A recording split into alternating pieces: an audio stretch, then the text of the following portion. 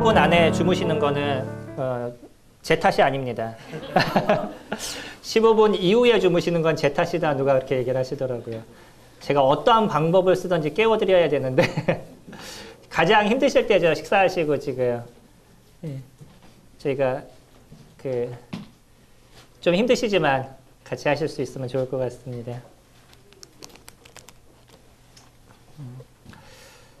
아까 말씀드렸던 것처럼 그가 무리 보이시죠? 예, 그의 행적을 보게 되면 그가 무리를 걸었던 모습을 가져가고 있는데 그만큼 저희들이 아주 귀한 믿음을 갖고 인생을 살아가는 사람들이라는 거예요. 그러니까 우리들이 살아가는데 주님께서 못하실 일이 없다는 것. 이제 사람들은 빌립보서 말씀이라든지 내게 능력 주시는 자 안에서 내가 모든 것을 할 수 있다라는 이런 어떤 말씀을 오해하는 경우가 적지 않게 있어서 하나님이 못하실 것 같은 생각을 한다든지 아니면 내가 원하는 걸 꼭 해주셔야 되는 것처럼 생각한다든지 뭐 이런 문제가 있어서 그러죠. 실질적으로 저희를 인도하시고 이끄시는 하나님 그분을 저희들이 인정하게 됐었을 때 주님이 저희들을 새롭게 만들어 가시고 이루어 가시는 것이 주님의 역사이십니다. 이 정도 믿음을 갖고 있으면 모든 걸 다 하실 수 있지 않으시겠어요? 요한복음 6장에서는 이렇게 얘기하죠. 예수님의 말씀이 곧 영생이다. 너희들도 가려느냐? 라고 얘기했을 때 그때 베드로가 영생의 말씀이 여기 있사온데 내가 어디로 가리까? 라고 얘기를 하죠. 사람들은 재밌습니다. 이게 오병이어 기적이 있었을 때 얘기죠. 오병이어 기적 당시에 많은 사람들이 예수 그리스도 그분과 함께하면 먹고 사는 게 이제 지장이 없다라는 생각을 가진 거죠. 그 조그만 걸로 모든 사람을 5,000명을 먹였어요. 그 5,000명이나 되는 사람들을 먹이고 났으니 그것을 직접 본 사람들의 입장에서 야, 이 사람만 쫓아가면 이제 우리는 먹고 사는 거 걱정 없어라는 생각이 들 수밖에 없죠. 그래서 왕을 삼으려고 쫓아갔는데 내 피를 마시고 내 살을 먹지 아니하면 나와 상관이 없다라는 얘기를 듣고 나니까 사람들이 이제 예수 그리스도를 떠나가는. 그때 베드로가 했던 얘기가 그런 겁니다. 영생의 말씀이 여기 있사오니 내가 어디로 가리까? 너무나 그 아름다운 고백을 그가 하고 있죠. 그게 베드로의 믿음에 대한 모습이었습니다. 또 예수님께서 발을 씻기실 때 다른 제자들에 대한 얘기는 왜 등장이 안 하는지 모르지만 다른 제자들은 특별하게 얘기한 것이 나타나지 않는데 베드로만이 그럴 수 없다라고 얘기를 하죠. 그만큼 베드로가 또 갖고 있는 그 귀한 모습도 저희들이 볼 수 있다는 거. 어떻게 선생인 당신이 나의 발을 씻길 수 있겠습니까? 라고 얘기하는. 그러다가 내가 너의 발을 씻기지 않으면 나와 상관이 없다 그러니까 목욕시켜달라고 얘기하는. 참 단순하죠. 어떤 면에서요. 저희가 믿음의 생활은 단순해야 됩니다. 복잡한 게 아니에요. 단순하게 생각을 가졌을 때 믿음의 생활을 잘 이뤄갈 수 있지 복잡해지면 그 다음부터 내 생각이 너무 많이 들어오게 되죠. 주님의 말씀에 단순하게 움직이실 수 있으면 좋을 것 같습니다. 그런 속에서 하나님의 역사들을 저희들이 볼 수가 있겠죠.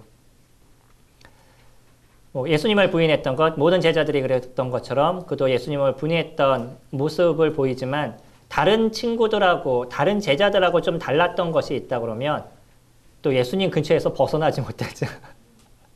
거기서 벗어나지 못하고 거기서 배회하고 있는 그런 베드로를 저희들이 볼 수 있습니다. 네가 닭 울기 전에 나를 3번 부인하니라 라는 그런 얘기를 들었을 땐 귓등으로도 안 들렸던 거예요. 자기 스스로가 자신이 있었던 거죠. 난 안 그럴 수 있다는. 주님이 얘기하셨는데도 아무런 거기에 대한 생각이 없었어요. 근데 막상 자신이 예수님 그리스도를 부인하고 났었을 때 닭이 우는 소리를 들으니까 자신이 어떤 존재가 그때 깨어나는 거예요. 그때 들었던 말씀이 이제 생각이 나는 거예요. 우리들도요. 우리가 관심이 없으면 주님이 우리에게 계속 얘기하셨는데 모르고 있는 거예요. 대부분 이제 형제자매들하고 이렇게 저도 청년들하고 교제를 많이 하는데 교제를 이렇게 하다 나중에 물어보면 이런 얘기 처음 들었대. 난 맨날 했는데. 왜 그러겠어요? 그전에는 안 들린 거예요. 내가 관심이 없으니까 안 들렸는데 근데 나중에 보니까 자기 마음이 열리니까 그게 이제 들어오는 거죠. 닭이 몇 번 울었을까요? 몇 번 울었죠? 이렇게 아시는 분이 먼저 얘기해 주시면 안 되는데 대부분 3번 울었다고 생각해요. 닭 몇 번 울었어요? 2번 울었습니다. 3번 나를 부인하리라 하고 얘기하니까 사람들은요 다 닭 3번 울었다라고 다 그렇게 알고 있어. 이게 내가 갖고 있는 그 인지의 오류예요. 이게 성경을 볼 때 생기는 문제입니다. 선이해라고 얘기를 하는데 내가 이미 이해하고 있는 그 테두리를 통해서 다른 것을 보는 거예요. 셀로판 종이를 보시면 그러죠. 셀로판 종이 아시죠? 저하고 비슷한 세대시니까. 셀로판 종이를 이렇게 보면 내가 빨간색을 들으면 세상이 빨갛게 보이는 거죠. 마찬가지로 내가 갖고 있는 선이해가 있어요. 이미 알고 있는 정립되어 있는 생각이 있죠. 이 생각을 중심으로 다른 거를 이해하려고 하는 거예요. 그러다 보니까 원래 있었던 것을 보는 게 아니라 내가 아는 것을 통해서 그것을 보게 되는 거예요. 그럼 잘못된 것을 보는 거예요. 아까 같은 것도 3번? 아, 그래, 3번 온 거야. 이미 내 머릿속에 이렇게 박히니까 아무리 2번이라고 얘기해도요. 나중에 물어보면 3번이요. 또 얘기하셔요. 뭐 큰 중요한 거 아닙니다. 뭐 2번을 울든 3번을 울든. 그러니까 제가 말씀드리고 싶은 건 뭐냐면 있는 그대로를 볼 수 있는 것. 그러니까 성경을 볼 때 있는 그대로 관찰하시고 해석하시고 적용하실 수 있는 것. 그런 것이 중요하겠죠. 그는 예수님께서 부활하셨을 때 부활하셨다는 얘기를 듣고는 바로 무덤으로 달려갔던 사람이에요. 자기가 예수님을 부인했던 모습들 이런 것이 얼마나 그의 마음 가운데 어렵고 힘들었겠었어요. 근데 예수님께서 부활하셨다는 얘기를 듣고 나니까 그 누구보다도 제일 먼저 달려서 예수님이 있는 무덤으로 달려갔던 게 베드로의 모습이었었죠. 이런 하나하나의 그 모습이 베드로가 갖고 있는 예수님을 사랑하는 모습이 어떤 건지를 저희들에게 보여주고 있고 또 그가 실수하고 잘못하는 모습은 가졌다 할지라도 그것이 그의 모든 것을 얘기해 줄 수 있는 그런 것이 아니라는 것을 저희들이 알 수 있는 거예요.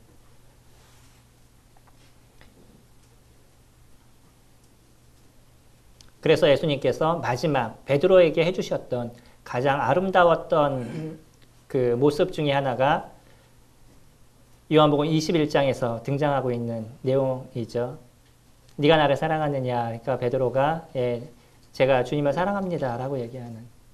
물론 여기서 이제 헬러어가 2가지 헬러어가 쓰이죠. 아가페와 필레오가 쓰이는데 아가페와 필레오가 쓰여진 단어의 의미를 우리가 정확하게 이거다 저거다 얘기할 수가 없습니다. 왜냐하면 아가페라는 단어도 필레오라는 단어도 성경 안에서 보면 그게 전적인 사랑과 우정과 이걸 교차해서 사용이 돼요. 회개하고 자백하고 혹시 얘기 들어보신 적 있나요? 회개는 우리가 구원받을 때 한 번 하는 거고 자백은 믿는 그리스도인들이 매일 하는 거다. 이런 얘기를 우리가 많이 들었는데 실질적으로 원어를 찾아보면요. 회개라는 단어를 통해서도 우리가 그리스도인들이 자백하는 얘기를 하고요. 그 다음에 믿는 사람들이 하는 회개에 대한 얘기가 같이 등장을 해요.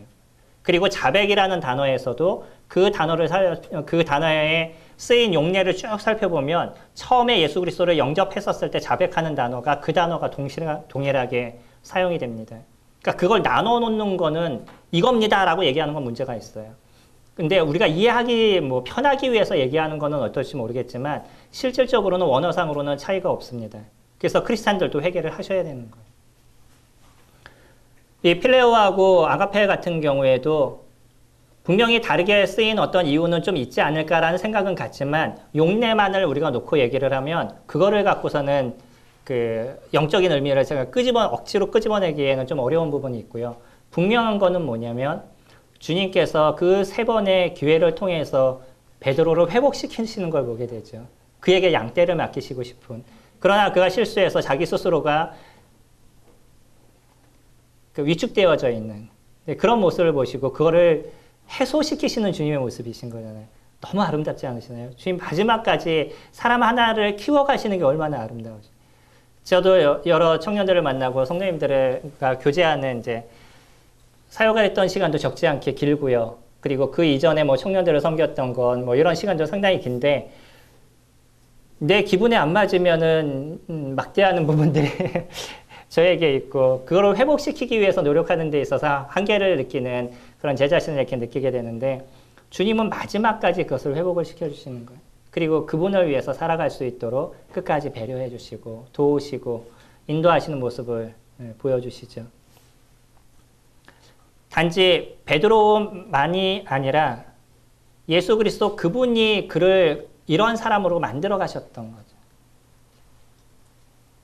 그들이 예수님을 부인하기 그 이전에 예수님께서 하신 얘기가 사단이 너를 밀가부리 하려고 얼마나 많이 그렇게 했지만 내가 너희들의 믿음이 떨어지지 않게 하기 위해서 기도했다라고 얘기하시는. 그러니까 우리들의 믿음을 우리 스스로가 잘 살아가고 있다라고 얘기하지만 사실 그렇게 잘 해나갈 수 있는 것도 무엇 때문에 가능한 거냐면 예수 그리스도 그분의 기도와 그분의 도우심과 인도하심 때문에 가능한 거죠.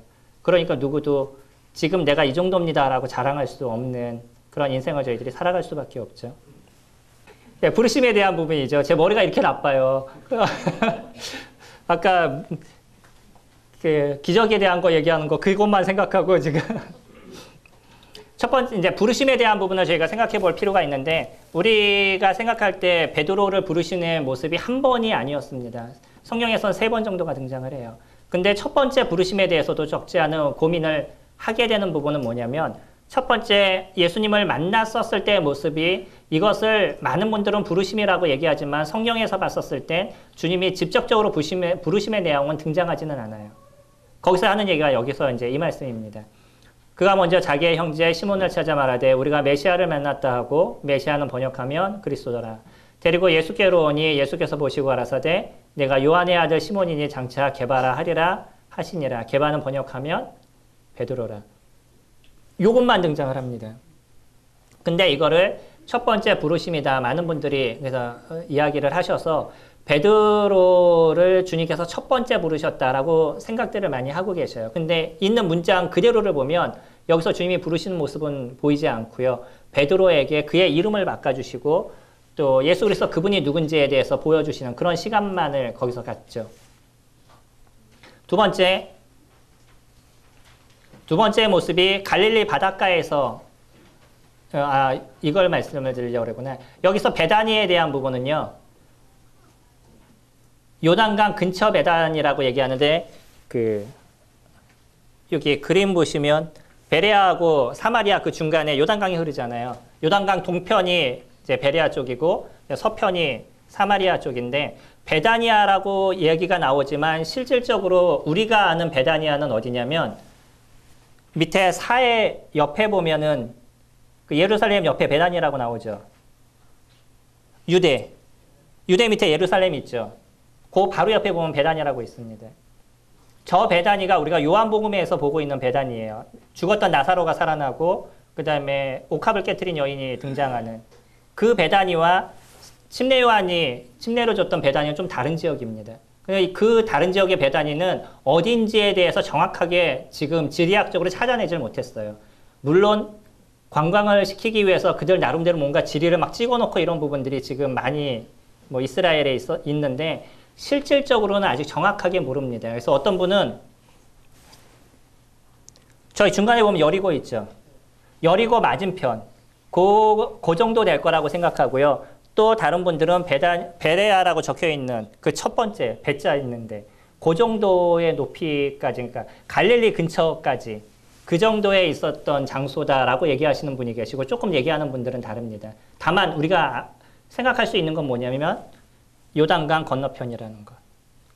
그리고 성경에서 얘기하고 있는 요한복음 12장에서 등장하는 베다니아하고는 좀 다른 지역이다라는 것만 이해하시면 좋을 것 같습니다.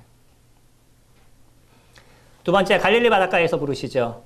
저희들이 잘 알고 있는 것처럼 갈릴리 해변으로 지나가시다가 시몬과 그 형제 안드레가 바다에 금을 던지는 것을 보시니 저희는 어부라. 예수께서 가라사대 나를 따라오라. 내가 너희로 사람을 낚는 어부가 되게 하리라 하시니 곧 그물을 버려두고 쫓으니라 라고 얘기를 하죠.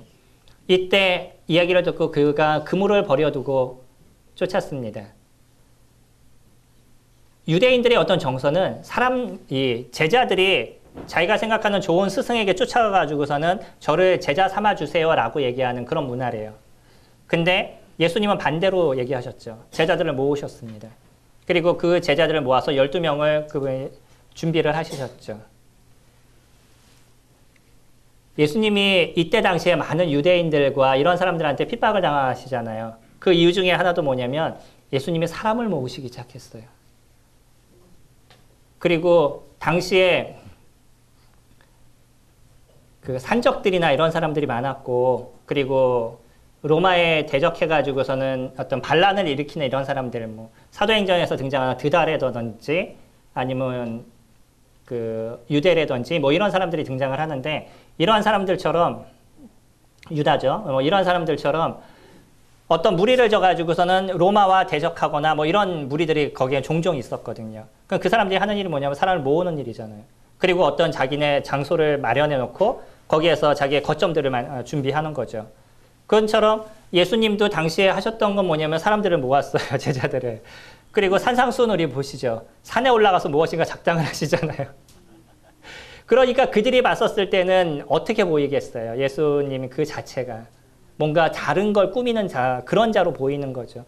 우리들의 입장에서 봤었을 때 예수님의 뭐 어떻게 그렇게 생각해 이렇게 얘기하지만 당시 유대 지도자들이 바라보는 색안경을 끼고 바라보는 예수님의 모습은 시대적인 모습에서 좀 달랐던 거예요. 그러다 보니까 끊임없이 이분이 뭐가 잘못된 거 그런 걸 찾아내려고 노력하고 어떻게 하든 해결하려고 노력했던 그런 모습들이 그들에게 있었던 거죠.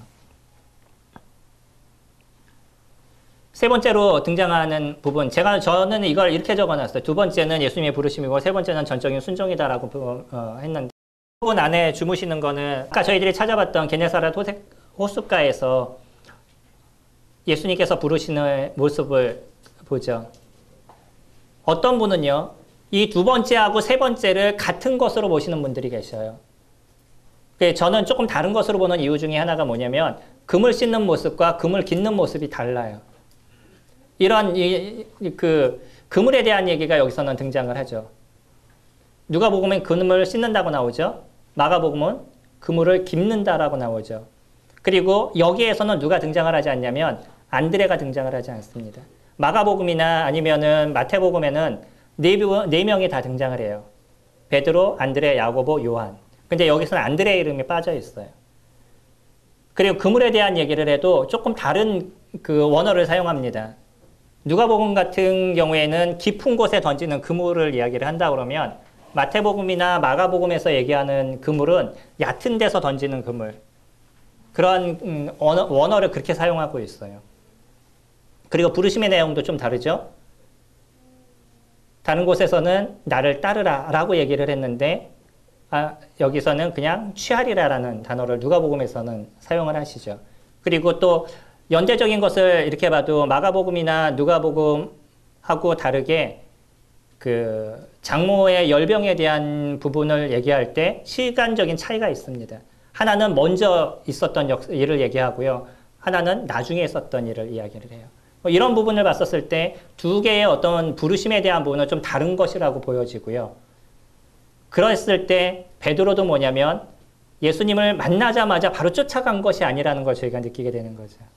그도 예수님과 같이 있으면서 아니면 그분이 하시는 말씀을 들으면서 고민하면서 생각하는 어떤 그런 시간들이 있었을 거라고 보여지는 거예요. 마지막 여기 게네사렛 호숫가에 대한 이 부분에서는 그가 진짜 모든 것을 버리고 예수 그리스도 그분을 쫓는 그런 시간들을 그가 갖죠. 게네사렛 호숫가는 네 군데의 이름을 사용하고 계신다는 거 아시죠? 갈릴리 호수라고도 부르고요. 그 다음에 디베랴 호수라고도 부르고 그 다음에 긴네렛 호수라고도 부르고요. 구약에는 두 가지 이름이 등장합니다. 긴네렛이라고도 등장하고 긴네롯이라고도 적혀요. 다 같은 데를 이야기를 하고 있습니다. 그리고 얌이라는 단어가 히브리어로 바다라는 단어인데 이 얌이라는 단어는 단순하게 바다만 얘기하지 않고요. 그냥 호숫가도 얌이라는 단어를 쓰고 있어요. 그래서 여기 갈릴리 바다라고 얘기했었을 때 그게 짠물이 있는 바다가 아니라 염분이 없는 곳입니다. 거기는.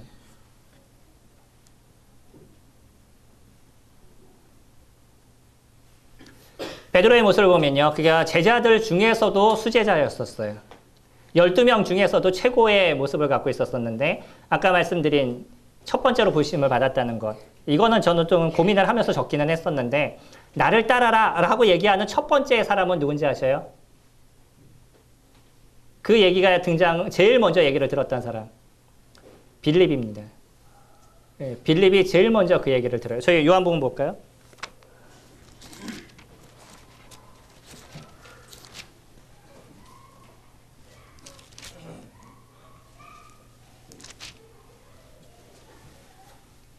(43절) 말씀 보시면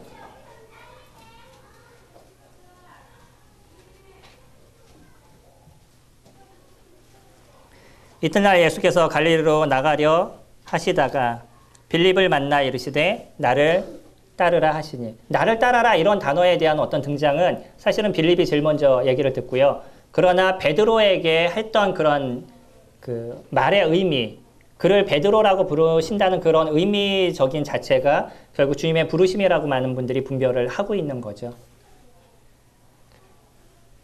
왜 그를 수제자라고 얘기하냐면요. 두 번째 보면 제자들 이름들 중에서는 항상 제일 먼저 등장을 하고 있어요. 이유가 있다고 말씀을 드렸죠. 글을 쓰는 데 있어서 어떤 사람의 이름이 제일 먼저 나오는 건 그만한 이유가 있다. 이런 모습에 있어서도 그가 수제자임을 저희들이 볼 수 있고요. 그리고 베드로 스스로도요. 많은 제자들을 대신해가지고 대변인처럼 행동을 하죠. 혈류병에 걸린 여인의 이제 사건에서도 그것에 대해서 질문에 베드로가 자기가 대답을 하게 되고, 그리고 비유에 대해서 예수님께서 설명하셨을 때 그걸 들으면서 그것을 설명해 달라고 베드로가 예수님께 이야기를 하죠. 그리고 아까 저희 봤던 모든 것을 버리고 주님을 쫓았는데 어떤 대가를 주시겠습니까? 라고 물어본 것도 베드로가 이야기를 합니다. 그래서 성경을 보면 대부분 제자들의 모습에서 중심이 베드로예요. 그렇기 때문에 그가 수제자임을 저희들이 알 수 있고요. 주님이 하시는 일도 이렇게 보면 많은 사람들을 선택하시는데 이 선택한 중에서도 또 특별한 누구를 선택하시고요. 그 중에서도 또 누구를 선택하시고, 차별이 아닙니다. 차별은 아니시고 주님이 일을 조금 더 조직적으로 일하시는 모습을 저희들이 보죠. 그 12 중에서도 베드로가 수제자였는데, 근데 사실은 그 전에 누구를 먼저 3명을 더 잘 데리고 다니시죠. 12명 중에서 3명을 잘 데리고 다니시는데 그 3명이 베드로, 요한, 야고보, 그렇죠. 3명을 데리고 다니십니다. 주로 이 3명을 데리고 다녀서 이 3사람의 얘기와 베드로의 얘기를 빼고 나면 제자들의 얘기가 별로 나오는 게 없어요. 그 회당장 딸을 살릴 때도 누구를 데려갔냐면 이 3명을 데려가게 되죠. 그래서 이 3명 앞에서 죽었던 딸을 살리는 그런 역사를 주님께서 보여주시고요. 변화선상의 그 변화산이라고 우리가 보통 얘기하는 그곳에 갔었을 때도 누구를 데려갔냐면 이 3사람을 데리고 갑니다. 물론 베드로는 거기 가서 기껏 한 얘기가 여기가 좋사오니, 그래서 여기가 좋으시죠? 평생 말씀 들으시고 사시는 게 좋으시죠? 집에 가시고 싶으신 거구나. 베드로가 기껏 했던 얘기가 그거예요. 여기가 좋사오니. 근데 이제 글을 뭐라고 얘기하기 이전에 결국 뭐냐, 우리가 갖고 있는 내면의 생각인 거예요. 결국 우리 내면에는 안식하기를 원하고 안주하기를 원하는 그런 마음이 저희들 가운데 깔려 있는 거죠. 그리고 겟세마네 동산에 갔었을 때도 제자들과 같이 가시다가 거기에서 3명을 따로 데리고 들어가셔요. 그래서 3명을 놓고 너 나를 위해서 기도하라라고 얘기하시면서 주님은 더 깊게 들어가서 기도를 하시죠. 그리고 와서 누구를 책망하셔요? 베드로를 책망하시죠. 왜 자니? 그러고 책망을 하시죠. 그러니까 책망도 누가 제일 먼저 제일 많이 들었어요. 베드로가 제일 많이 들었어요. 이거는요, 무엇을 얘기하시는지 아셔요? 많은 걸 주는 만큼 그만큼 책임이 있다는 겁니다. 성도님들이 오늘 여기서 같이 교제를 들으셨어요. 그리고 오늘뿐만이 아니라 지금 얼마나 들으셨어요? 1년 내내 지금 들으셨잖아요. 6타임을 들으셨는데 6타임에 6시간, 66에 36시간을 들으셨어요. 책임이 있으시겠어요? 없으시겠어요? 말씀을 아시는 건요, 아시는 만큼의 책임이 있으십니다. 그렇기 때문에 주님이 아는 만큼 그 사람을 사용하시길 원하고, 그리고 또 뭐냐면 그 사람의 그만큼의 대가를 받으신 주님이셔요. 야고보도 그런 표현을 쓰잖아요. 너희가 애써 교사가 되려고 노력하지 말아라 라고 얘기를 하죠. 그거는 교사가 되지 말아라 라고 얘기하는 문자 그대로 보면 우린 교사하지 말아야지, 이게 아니죠. 뭐냐면 말을 조심해라, 그런 의미에 대한 거잖아요. 말을 많이 하는 교사는 그 말을 많이 하는 만큼의 대가를 받을 거라는 거죠. 그래서 사실은 메시지를 전하는 사람들이 항상 고민하고 조심해야 되는 부분들이 거기에 놓여져 있는, 언제나 고민되는 개인적인 부분은 제가 좋은 얘기하는 것 같지만 뒤돌아서면 딴짓하고 있는 그런 존재이기 때문에 내가 하는 만큼의 책임을 지는 인생을 살지 않으면 주님께서 거기에 대한 책임을 물으실 뿐만 아니라 이곳에서도 결국은 제가 한 얘기에 대한 다른 누군가는 지켜보고 계시는 분들이 계신다는 거예요. 그래서 제가 잘못되면요, 누구까지 다 쓰러지냐면 그 얘기를 들었던 분들까지 다 쓰러지는 거예요. 그래서 일꾼들이 조심해야 될 필요가 있고요. 많은 범죄에서부터 고민해야 되고 그러한 가장 많은 타켓이 되는 사람도 일꾼들입니다. 일꾼만 쓰러뜨리면 많은 사람들을 쓰러뜨릴 수 있어요. 그래서 요즘 인터넷에서 우리가 보고 있는 많은 목사님들을 보죠. 네, 그런 분들의 잘못된 모습으로 인해서 많은 사람들이 교회를 욕하고 거기는 교인들이 떠나고 예수 그리스도를 믿지 않는 그런 문제들이 발생하게 되는 거죠. 그렇기 때문에 이 땅에 있었을 때 실수한 것에 대해서도 주님이 분명하게 베드로에게 책망하시는 모습을 저희들이 볼 수 있고요. 타인들도 그가 무리의 리더라는 것을 인정을 했어요. 사람들을 데리고 오면 누구에게 물어보냐면 베드로에게 물어봐서 그 문제를 해결해 나가는 그런 일들도 나타나게 됩니다. 예수님의 부활을 알릴 때도요. 사람들이 가서 누구에게 얘기를 하냐면 베드로에게 그 얘기를 하고 베드로는 그 얘기를 듣고 나서 무덤으로 달려가죠. 고기를 잡을 때도요. 많은 사람들이 거기 있는데 첫 번째 이름이 등장하는 게 베드로가 등장하고 야, 나 고기 잡으러 간다 하고 가니까 나머지가 쫓아오죠. 한 사람의 얘기가 얼마나 강력하게 드러나는지 보이시잖아요. 거기에 몇 명의 제자가 있는지 아세요? 거기에 등장하는 제자들. 예, 총 7명의 제자들이 베드로를 포함해서 7명이 있었습니다. 물론 거기에는 나다나엘이 포함되어 있는데 나다나엘을 우리가 제자로 봐야 될 것이냐 말아야 될 것이냐는 또 논란 가운데 있는 거고요. 어쨌든 7명이 고기를 잡으러 떠났습니다. 예수님의 그러니까 베드로의 가장 그 중요한 역할, 제가 가끔 이렇게 얘기하다 보면 사람의 말을 갖다 다른 사람을 얘기를 할 때가 있어요. 감안하고 들으셔야 됩니다. 제가 비디오를 찍은 게 있었는데 그 메시지를 영상으로 찍은 게 있었는데 어떤 분이 와서 얘기하더라고요. 어쩜 처음부터 끝까지 한 사람을 그렇게 잘못 얘기를 끝까지 하냐고. 네.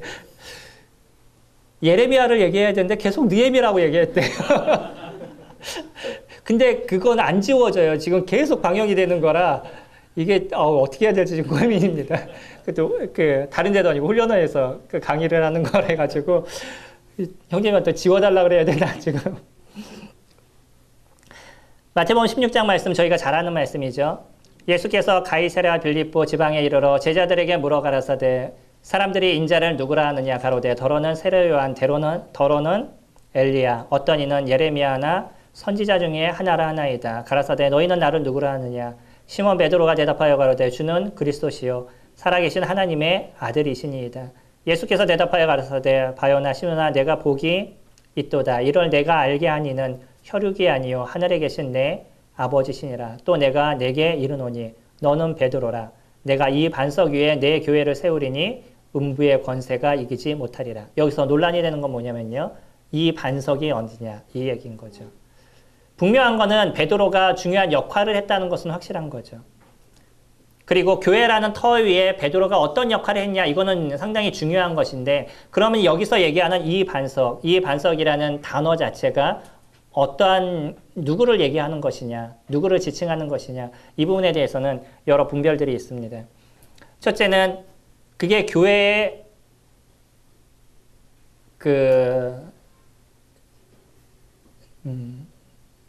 베드로 자체가 그 기초적인 역할을 할 것이다 라고 얘기하는 부분인 거고요. 베드로 그 자체를 언급한다 라고 얘기하는 거죠. 그리고 두 번째는 뭐냐면 그 고백이 교회를 세울 것이다 라고 얘기하는 거예요. 그 고백이 어떤 거였죠? 주는 그리스도시요 살아계신 하나님의 아들이시다. 이 단어 자체 그것이 교회를 세우는 것이다 라고 분별하시는 분이 계시고 세 번째는요. 지시대명사 이것이 누구를 얘기하는 거냐면 이 반석은 예수 그리스도를 얘기하는 거다라고 얘기를 합니다. 저도 계속적으로 들었던 얘기는 세 번째에 대한 얘기를 많이 들었어요. 근데 이건 개인적인 분별입니다. 문맥적으로 쭉 보게 되면 문맥으로 봤었을 때 이것을 예수 그리스도로 볼 수 있을까라는 고민을 저는 합니다. 문맥으로 봤었을 때 어떤 단어를 얘기하면은 반석을 얘기할 때 하나는 큰 반석, 하나는 작은 반석 이렇게 얘기하는데 그렇게 우리가 그런 단어만 갖고 얘기하기엔 조금 어려움에 대한 부분이 있고요. 문맥의 흐름을 쭉 놓고 봤었을 때는 베드로라는 그 자체를 지칭하는 것이 문맥으로는 제일 편하게 저희가 문맥을 볼 수 있는 부분이에요. 이건 개인적인 분별입니다.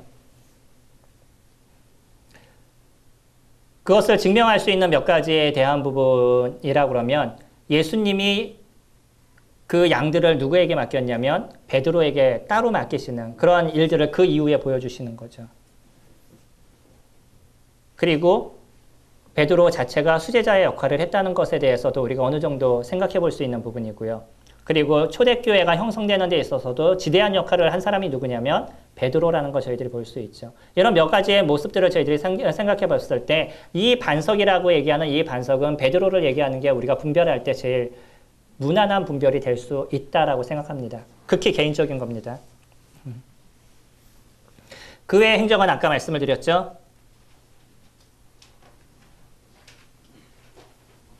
사도행전 시대를 보게 되면 그가 여전히 리더의 역할을 하게 되죠. 넘기셨나요? 네. 오순절 전에도요, 공동체의 리더적인 역할을 하게 돼서 감난산에서 예수 그리스도 그분이 승천하시는 모습을 보고 돌아왔었을 때 함께 모여서 기도하는 12제자의 모습을 저희들이 보죠. 거기에도 이름이 누가 제일 먼저 등장해요? 베드로가 등장을 합니다. 여기에 순서가 좀 달라요. 한번 말씀을 찾아보실까요? 사도행전 1장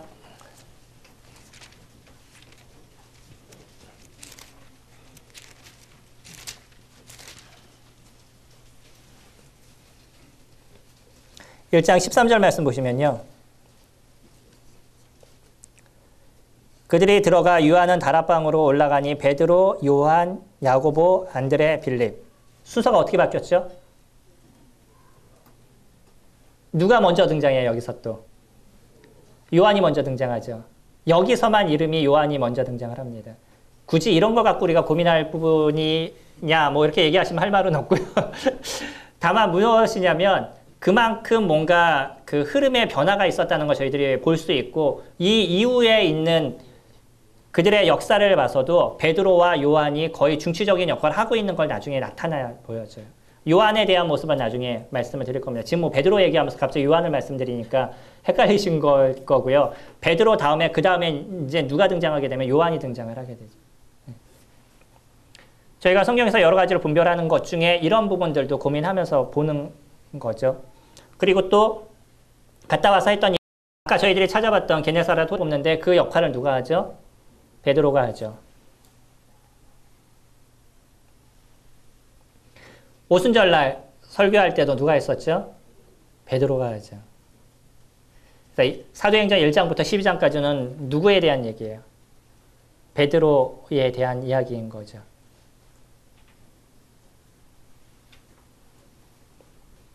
오순절 이후에 대한 부분도 저희들이 볼 수 있는데 오순절 이후에서도 주로 하는 일들이 베드로가 중심적으로 역할들을 해나가게 되죠. 관원들 앞에서도 복음을 전한 게 베드로가 전하게 되고요. 그리고 거기에 베드로가 전하면서 제자들이 뭐 이런 표현들도 같이 등장을 하는데 주로 메시지를 전하시는 어떤 주체를 얘기할 때 항상 등장하는 사람이 누구냐면 베드로가 등장을 하고 있다는 거예요.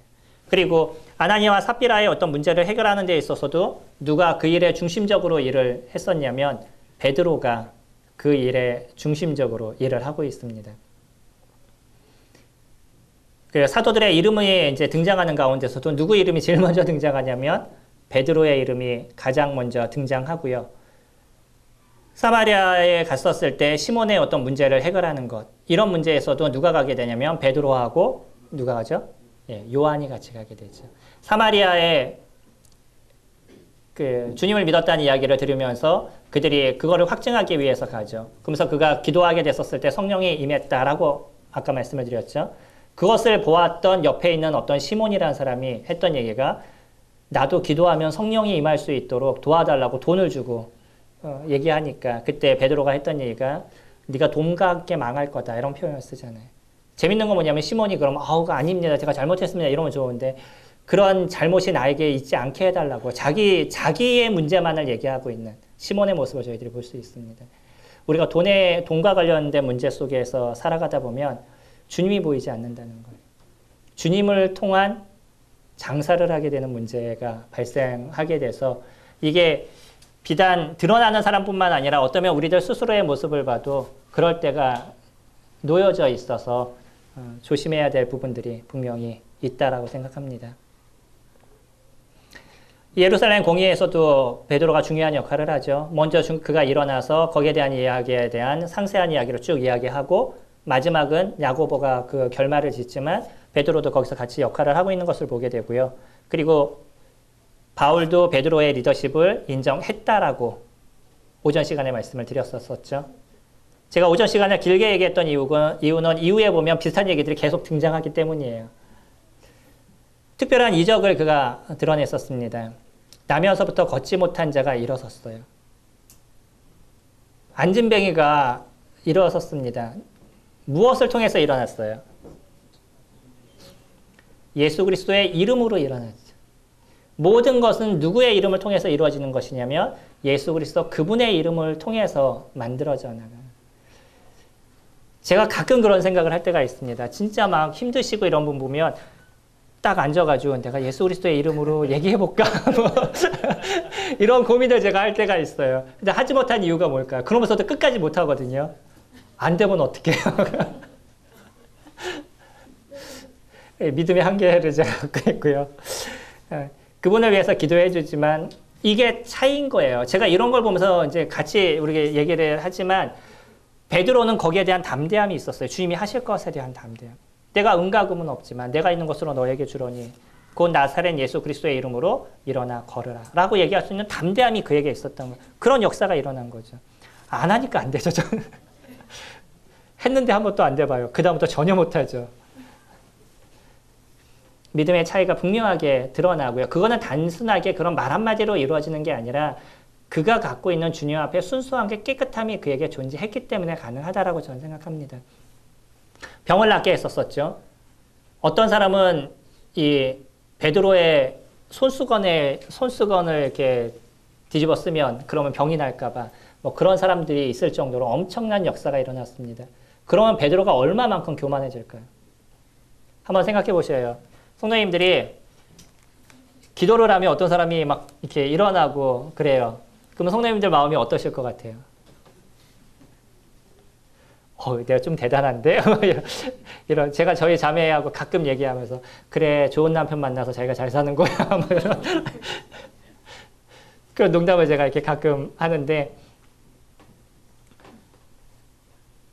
얼마만큼 우리가 교만해지겠어요. 그래서 주님 저희들에게 안 주신다고 생각하고요.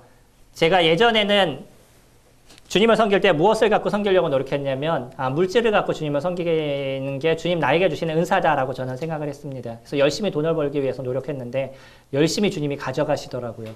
아주 철저하게 가져가시는데 나중에는 제가 사역을 시작할 때 저에게 남아있는 돈이 빚이 2,000이었었어요. 사역을 시작할 때. 근데 그 사역을 시작하게 된 이유가 주님이 그 길을 보이셨기 때문에 저희는 더 이상 기도를 쓸 수 없어서 거기서 시작했습니다. 이게 망해서 시작한 게 아닙니다. 그게 아니고 이렇게 해주시면 제가 시작할게요. 그럴 때 그렇게 만들어 놓으시더라고요. 근데 주님 제가 빚은 아니었는데요. 그렇게 사역은 시작했습니다. 그러니까 어떤 일이 해결이 되면 주님 제가 그 길을 가겠습니다. 라고 얘기했더니 그 일을 해결을 시켜주시는데 그 해결된 가운데 빚까지 또 안게 됐어요. 그래도 제가 뒤돌아설 그 길을 갈 수 있었던 가장 중심적인 건 제가 기도한 그 중심 내용이었었어요. 그래서 사역을 하는데 사실은 그렇게 어렵지 않았습니다. 주님이 가라 그러셨으니까 도우실 것도 주님이 하시겠지라고 생각해서 잘은 못 해오지만 어쨌든 중간에 포기하지 않고 지금까지 섬겨오는 길을 하고 있습니다. 세 번째로 애니아의 중풍병을 고치는 모습도 보여주고요. 죽었던 다비다를 살리는 그런 역사도 그가 일으키죠. 이런 역사를 일으켰던 베드로인데 예전에 갖고 있었던 모습하고 완전히 다르잖아요. 누가 큰 자이냐라고 싸웠던 사람 중에 한 사람도 베드로예요. 거기에 중심적으로 얘기하는 게 안드레아, 야고보하고 뭐 요한이 등장을 하지만 그 뒤에 있는 사람들도 똑같은 사람들이었거든요. 똑같이 나중에 뭐 같이 등장을 하고 있어요. 그런 베드로가 이제는 절대 주님 앞에 서는 일을 하지 않는, 그러니까 주님을 드러내는 일들만 이뤄가는 그런 베드로를 저희들이 보죠. 안진뱅이를 일으켰었을 때도 사람들이 자기에게 주목하니까 왜 나를 주목하느냐. 이것을 이루신 것은 예수 그리스도 그분이시다. 나사렛 예수 그리스도 그분이시다라고 그분을 드러내는 일들을 이뤄가잖아요. 감옥에 갇혔을 때도 주님께서 그를 천사를 통해서 나오게 하는데 4명이 내 패로 지켰다라고 얘기를 해요. 4명씩 4번을 통과해야지만 그 감옥에서 나올 수 있었어요. 오죽했으면 한 사람 이쪽, 한 사람 이쪽에서 같이 쇠고랑 차고서 누워 있었던. 근데 그런 사람을 갖다 일으키셔서 감옥으로 나오게 하신 게 하나님의 역사인 거죠. 그 사람을 쓰시겠다면 어떤 일도 하시는 것이 주님이시고요. 저희들 또한 저희를 쓰시겠다면 어떻게 하든 바꿔놓으시려고 노력하시는 게 주님이 되실 겁니다. 주님이 우리를 바꿔가시는 데 있어서 순응하는 모습들을 가지시면 주님이 저희들을 아름답게 쓰실 겁니다. 이방의 복음이 전해지는 부분에 있어서도 베드로가 가서 같이 확증을 했었죠. 이것도 아까 설명을 같이 했던 부분인 거고요. 구원의 역사가 이방인에게 사마리아뿐만 아니라 이방인에게도 구원의 역사가 일어난 것을 확증한 것도 누가 가서 했냐면 베드로가 그 일을 가서 하죠. 하지만 그런 상황 속에서도 여전히 사람들은 갖고 있는 연약함이 있다는 걸 저희들이 보는데 한 사건을 등장시켜주는 것이 할례자를 두려워했던 그런 베드로의 모습이었었잖아요. 그가 안디옥에 있었을 때 예루살렘으로부터 야고보가 보냈던 사람들이 오게 되죠. 자기는 앉아서 이방인들과 같이 식사를 했는데 올라온 사람이 또 자기를 비난할까 봐 왜 이방인하고 같이 식사하냐고 비난할까 봐 거기서 몰래 일어나서 살금이 나갔던 재밌는 게 있습니다. 이런 베드로를 누가 책망을 해요? 바울이 책망해요. 간단하게 얘기하면 저는 이미 교회에 장로 역할을 하고 있었는데 이제 갓 구원받아가지고서는 이제 조금 섬기기 시작한 애가 와가지고 형님 이거 잘못됐어요 라고 얘기하는 이런 내용인 거예요. 근데 여기에서 베드로도 그것을 받았고요. 바울도 그런 얘기를 한 것이 자기가 잘못되지 않았다는 걸 정확하게 얘기를 하죠. 이게 신학교회가 형성돼 나간 아름다움의 모습이었습니다. 잘못은 잘못을 인정할 수 있는 모습. 또 그 잘못을 정확하게 얘기해 줄 수 있는 부분들. 지금 남의 잘못 얘기해 보셔요. 어떻게 돼요? 내가 이 교회 아니면 갈 데가 없냐 그러고 딴 데로 가죠.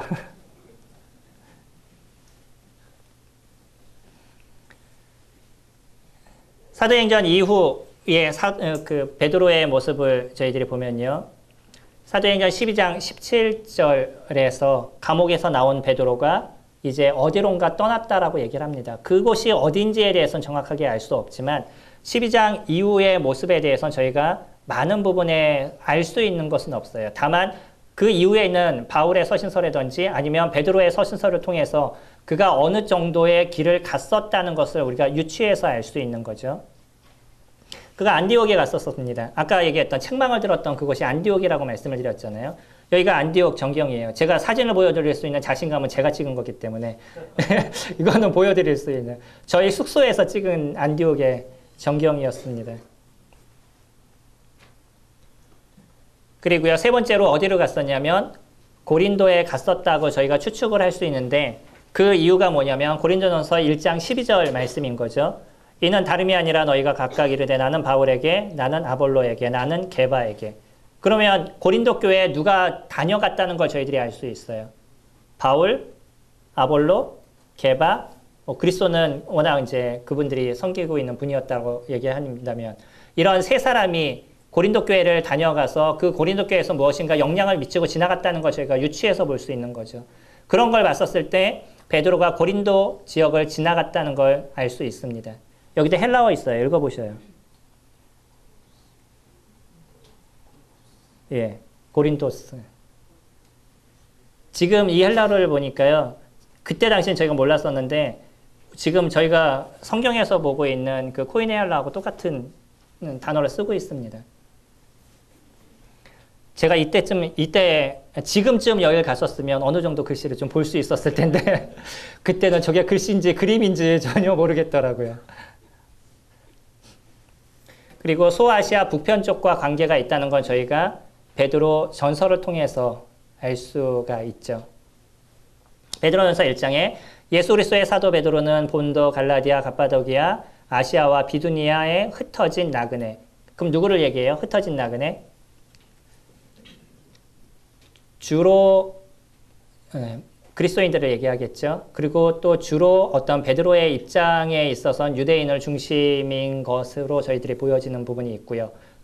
중요한 거는 그 위쪽이죠. 본도, 갈라디아, 갑바도기아, 비두니아. 사진에서 보시면, 지도에서 보시면 이 위쪽이죠.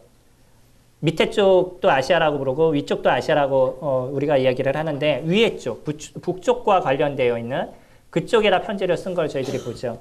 근데 바울이 제2차 전도 여행을 가게 됐었을 때 그때 그 무시아를 거쳐서 나중에 비두니아를 가려고 노력을 하잖아요.